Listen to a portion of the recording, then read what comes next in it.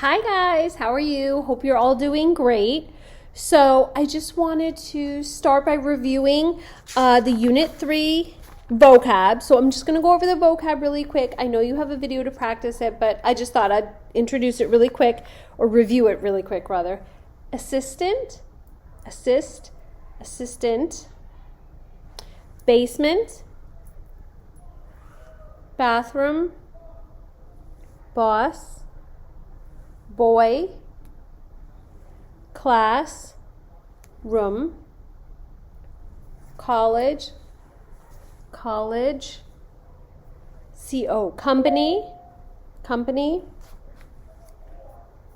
counselor,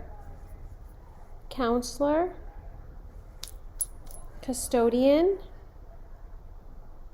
dean, it's like boss but with a D, dean, department, with a D, department, door, downstairs, elevator,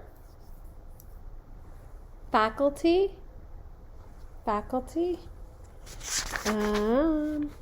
floor, girl, hallway, his or her, lab, you just spell it, left, on the left side, on the right side, man, my, none, not, number,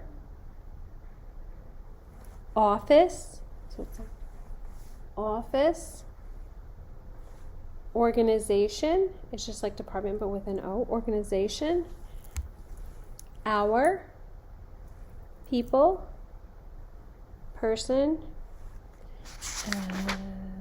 police, president, right side, room, school, secretary, staff,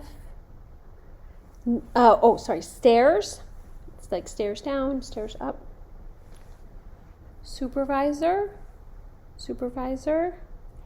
there, university, upstairs, downstairs, VP, vice president, water fountain, where, eyebrows down, WH question, where, woman, your, then numbers up to 20, so 11, 12, 13, 14, 15, 16, 17, 18, 19, 20.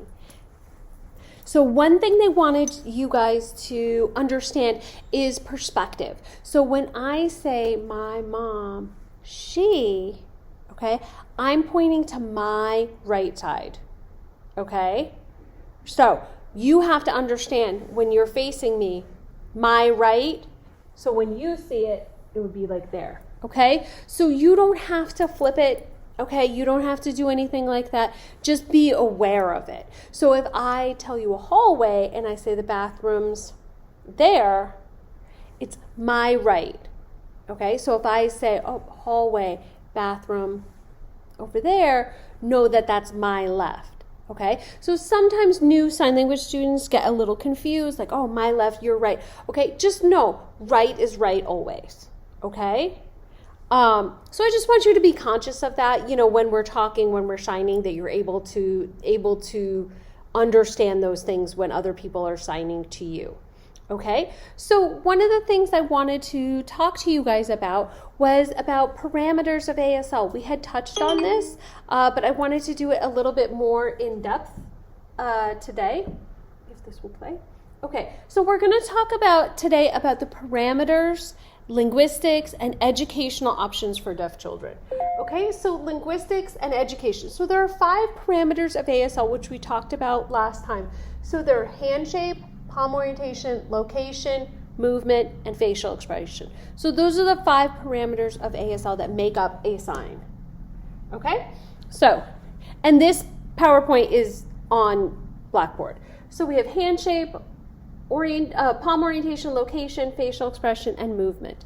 Okay, so we talked before about how like mom and dad are different in location. Okay, they have the same hand shape, they have the same movement. What's different is where they are signed. Okay, so that's exactly the example I have here. Mom and dad, the difference is location. Favorite and mom have the same location. They have different hand shapes. This is the hand shape for favorite. This is the hand shape for mom. Okay, so mom, favorite. Another sign that has this location, pink. Different hand shape. Red, different hand shape. Okay, red.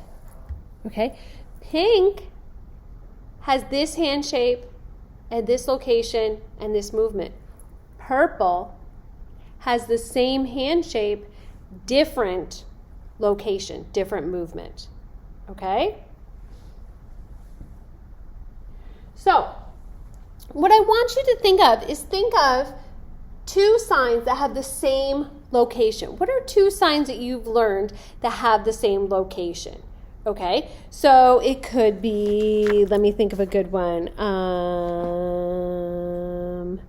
Could be girl and, no, that's not a good one.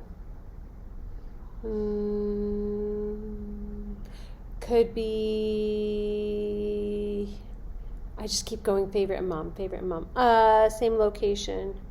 School and college, right? They're both signed in front of you. Okay, the hand shape is the same, school, college. The movement is different.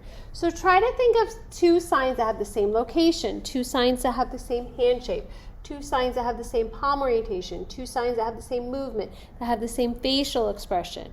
Okay, so try to think about, and that way when you learn new signs, you can think, oh, okay, this sign is different than this sign in this parameter, and that will help you remember them. Okay, so ways that deaf person can communicate. So this class we're learning ASL, which is American Sign Language. Now, it's wrong to assume that every deaf person uses ASL. Okay, because they don't. Not every deaf person uses ASL. And there's different ways people can sign, and there's different methods they can use to communicate. So I'm going to explain a couple of them. Okay, so first is ASL. Okay, we know that's a sign language, a manual language. That means you're signing it, you're doing it. It's a manual language, so a sign language, that has its own distinct grammar. So we have learned that ASL and English have different grammar. Okay, so they have different grammar. It's signing, it's following its own grammar. Okay, now there's a thing called signed English. I am going to the mall. Okay, it's signing, but it's do in English word order. Okay, how are you doing? Well, that would be how are you going. Okay, all right. So my name is Laura. Okay, it's very English word order. You'll see a lot of the signs are initialized with the letter of what they start with, okay, and it's exactly in English word order. Okay, so that's not what we're learning in this class, but that is a method of communicating. It's not widely used in the deaf community.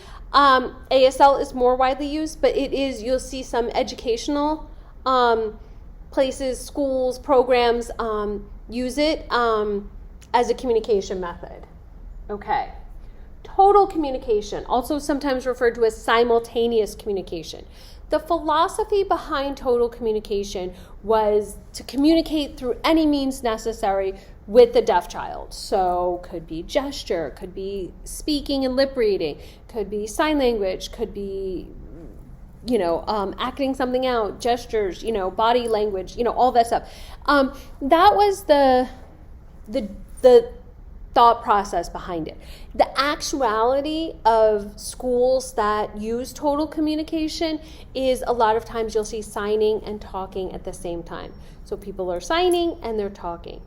For our purposes, I sometimes use total communication so that you can hear what I'm saying and see the sign at the same time. Okay, would I sign that way with a deaf person? No. Do you sign that way in your videos? No, you just sign. Okay, so if I was talking with a deaf person and I was signing and a hearing person came up who didn't know sign language, I would probably switch to total communication, signing and talking at the same time so that everyone could understand me. Now, there are schools that's their communication philosophy. You should be signing and talking at the same time. The only problem with that is you can't run, your brain is not capable of running two languages at the same time. You can't speak correct English and sign grammatically correct ASL at the same time. So one is going to kind of take over more than the other. So when you're signing and talking, if you're hearing, English is probably going to take over. If you're deaf, maybe ASL is going to take over, and maybe you sign grammatically correct ASL, but if you speak, you're saying something that's not grammatically correct English. So pros and cons of every communication method. The last one is oral, so no sign language, lip reading and speaking, that's it. And there are deaf people that's how they communicate. They speak really well. They have been trained, growing up to lip read and to speak, and that's how they prefer to communicate. Sometimes it is their choice. Sometimes it is a parent who makes that decision for a child. Every situation is different. Now, I want to just touch on hearing aids and cochlear implants. Let me just grab it. I'll show you one if I have it right here. If you haven't, or if you aren't aware, a cochlear implant is a surgery. So it's a surgery. You'll see it signed like this. You'll see it signed like that. And what they do is they implant something in the skull, and the wire goes through, and it goes to the cochlea. Okay? So that heals. Then they put an outside part on, and if you've ever seen someone who's deaf with this, and there's like a little wire and circle, it's it's a magnet. Boom. So it magnets. The other side of the magnet is inside their head. The other side magnet, boom. So theoretically, I could take like a regular refrigerator magnet and stick it there, because the other side of the magnet is in the person's head. Now, when they hear sound, when sound is picked up from the device, it takes the sound and it sends it directly to the cochlea. So it stimulates the cochlea, okay? So that's how a cochlear implant works. It's a surgery, it's a process. You have to learn to hear with that device. For some people, it's wildly successful. For other people, it's not. It depends. And the thing about the cochlear implant is you kind of never know how successful it'll be until you do it. So I have friends of mine who have cochlear implants. They absolutely love it. They wear it every day. It benefits them greatly in communicating with hearing people. I have other people in my life who've had a cochlear implant. They don't get much benefit. They don't enjoy it, and they take the external part out and they don't wear it. The internal part was done, through a surgery, so that's still in their head. Okay, there are limits. Once they get a cochlear implant, there are limits in terms of MRIs, in terms of sometimes of contact sports, depending on the doctor, deep like scuba diving, stuff like that, because you have something implanted. Okay, the other thing that a person could get, if they so chose, is a hearing aid. Now, a hearing aid, I don't know if you can see this. There's actually a little microphone. There's a little microphone. It picks up sound. I don't have the wire, but it does. The wire goes like this. It has the ear mold.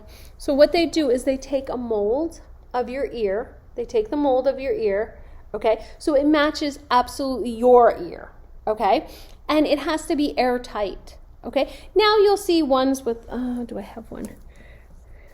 A little bit more like this, where they don't have the whole ear mold. They have just a little thing that goes in the ear, okay?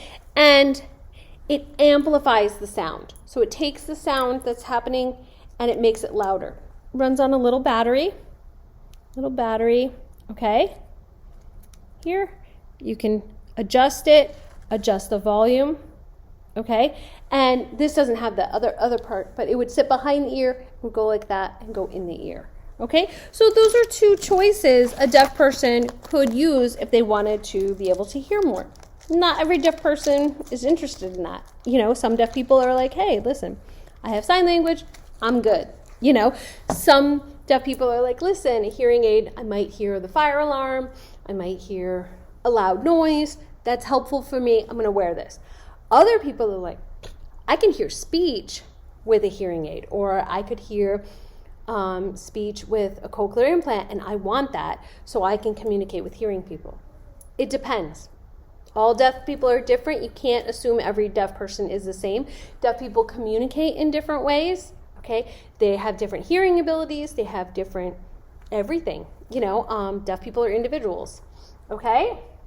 So, now educational options, okay?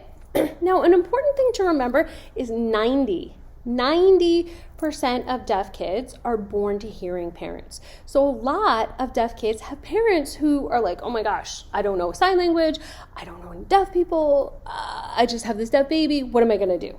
Okay, so there's a lot of services now that are available for parents, but it wasn't always the case. Now we have early intervention services. Now before the baby is even discharged from the hospital when they're born, they test their hearing. It didn't used to be the case. The average age for finding out a child was deaf was 2 or 3 years old. And by then they were developmentally, in terms of communication, very behind because they had been missing out on language. So there's lots of services, but parents have to navigate those services, which can be very challenging. So parents have to decide what communication method they would want their child to have. Do they want their child to learn sign language? Do they want them to go to a school that has total communication? Do they want them to go to a school that uses ASL? What services do they want their child to have? So I'm going to talk a little bit about the different educational options, okay? So mainstream. Mainstream is a concept where a child, doesn't have to be deaf, could be any child with a special need, is sent to a regular education class and school. Okay, so it's very popular nowadays for a child who has an IEP, an individual education plan, who is identified as having a special need, to be mainstream with other peers who do not have a special need or a disability. Okay, and that's the philosophy, is that we're trying to keep children together. We don't want to segregate them and have them go to different classes or different schools as much as was done in the past. As much as is possible, we would like to modify the curriculum, modify the assessment so that they can stay in the classroom.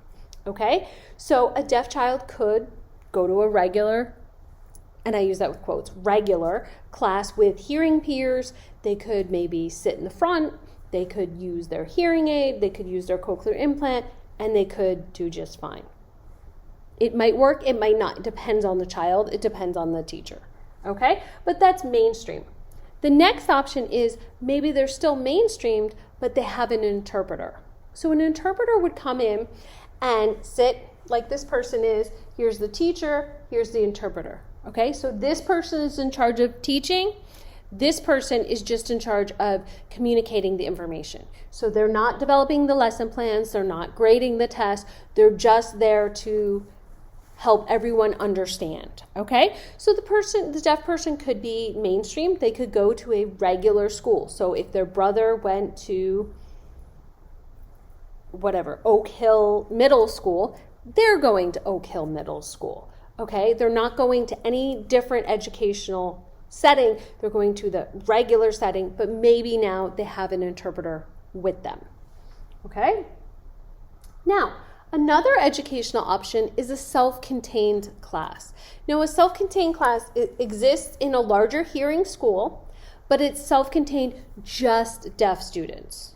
Okay? So, for example, the high school where I teach up until recently had a self-contained class.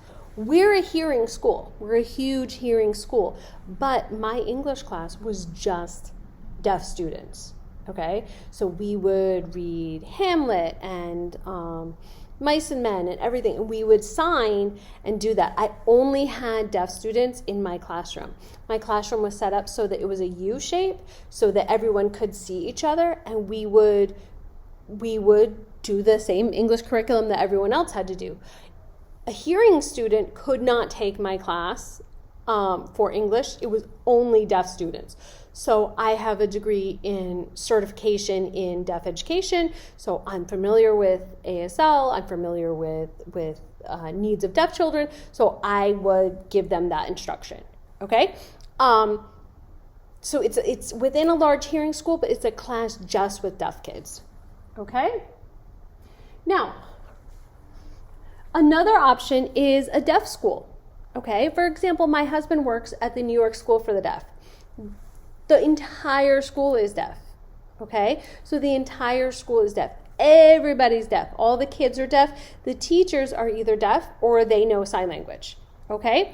So there's different levels. The first is mainstream, okay? Mainstream, they're going to the local school with no interpreter. The next, okay, they're going to their local school, but now we're providing them an interpreter.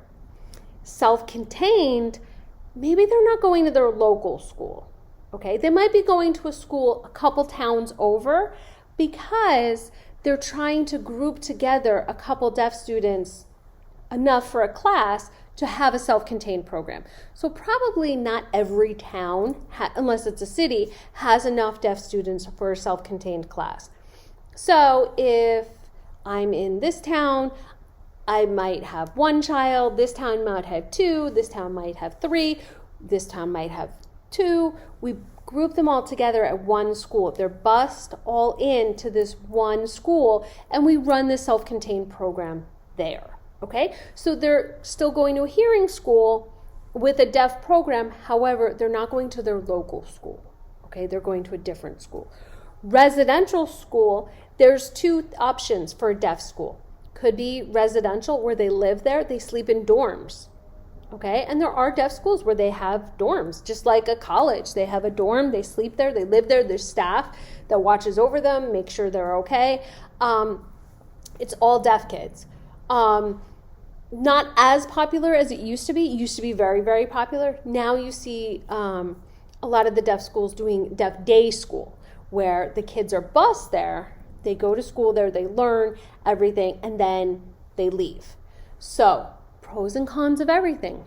Listen, mainstreaming, huge pro. They're in their local school, they're nearby, they could maybe walk to school, bike to school, you know, they're with kids in their neighborhood.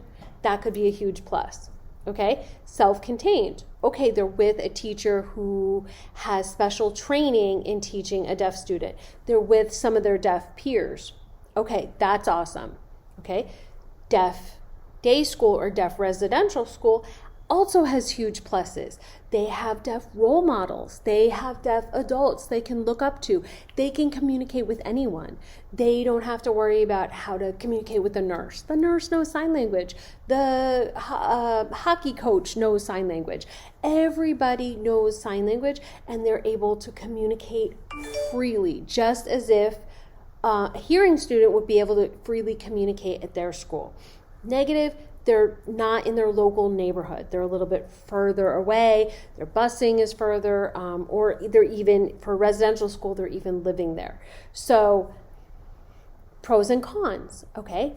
That being said, for the student, it might feel absolutely wonderful to be at this school because, like I said, 90% of deaf kids have hearing parents. So maybe their parents don't know sign language. So they might be more able to communicate in a deaf school than they would be at home with their family. You know? Okay. So there's all these different options. Mainstream without an interpreter, mainstream with an interpreter, self-contained, deaf day school, deaf residential school. So it's very overwhelming for parents trying to figure out, where am I going to send my kid? What type of communication should they have? Because there's different schools. Listen, there's deaf day schools that are oral. There's deaf day schools where they only teach speaking and lip reading. There's deaf day schools that use total communication. There's deaf day schools that use ASL. So there's a lot of choices that parents are forced to make that are like, it's a lot. okay? But trying to figure out what is going to be the perfect fit for their child, is serious, and it takes a lot of thought. So now I want to pose this to you. If you had a deaf child, okay, because all of you are clearly interested in ASL, you're taking the class, you want to learn sign language. If you had a deaf child, what would you want to do with them? Would you want them to be taught oral and lip reading so that they could, communicate easily with hearing people? Would you want to focus on them learning ASL? Would you want them to go to a deaf school so they could have deaf role models? Would you want them to go to school near you? What would you do based on what you've learned and what you know so far, which I understand is just beginning? What would you do? Okay, so that's my question. So there are questions about this. Like I said, the PowerPoint, this whole thing is up. It's on Blackboard, and there will be questions about this. I also posted a set of sentences from the book that you will sign and record for Go React. Okay, so it's different sentences. Let me see if I think it was page 84. I'll give you an example. Was it 84? No, 82. Okay, so tell the class the name of your boss and department chairperson. Okay, so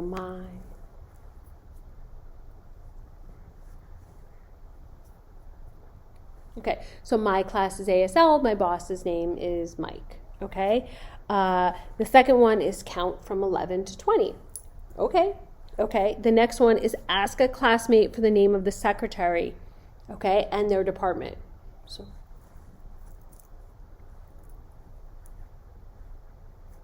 your secretary's name is what? Your department is what? Okay, remembering WH questions, eyebrows down. Yes, no questions, eyebrows up. Okay, so I will post everything on Go React. I posted this, the sentences on Blackboard. It wouldn't let me attach it to Go React for some reason. But if you have the book, it's on page 82. You can do it that way. As always, any questions, comments, concerns, see me. Otherwise, have a super awesome week.